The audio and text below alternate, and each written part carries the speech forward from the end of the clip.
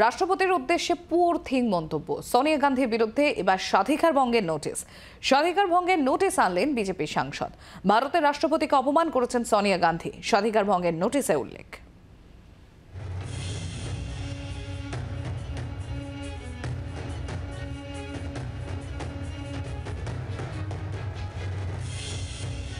রাজীব চক্রবর্তী আমাদের নয়াদিল্লির প্রতিনিধি রয়েছেন আমাদের সঙ্গে।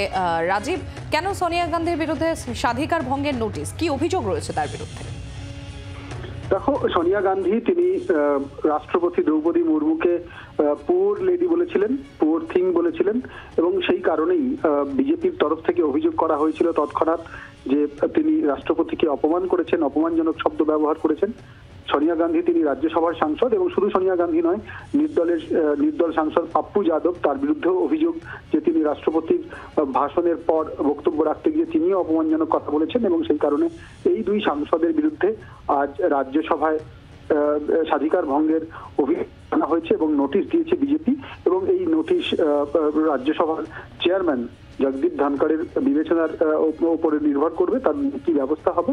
এবং এই বিষয়টি আমরা জানি যে এর আগে রাজনৈতিকভাবে এটির নিন্দা করা হয়েছিল বিজেপির তরফ থেকে, যদিও কংগ্রেসের তরফ থেকে বলা হয়েছে যে রাষ্ট্রপতিকে তা বিধ্বস্ত লাগছিল, সেই কথাই বোঝাতে চেয়েছেন সোনিয়া গান্ধী, তার অপব্যাখ্যা করা হয়েছে।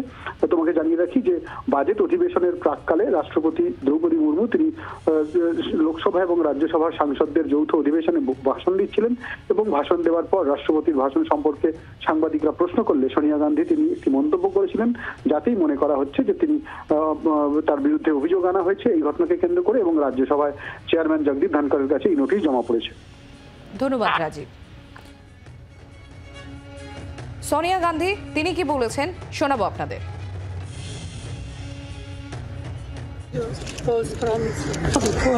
The president is getting very tired by the end.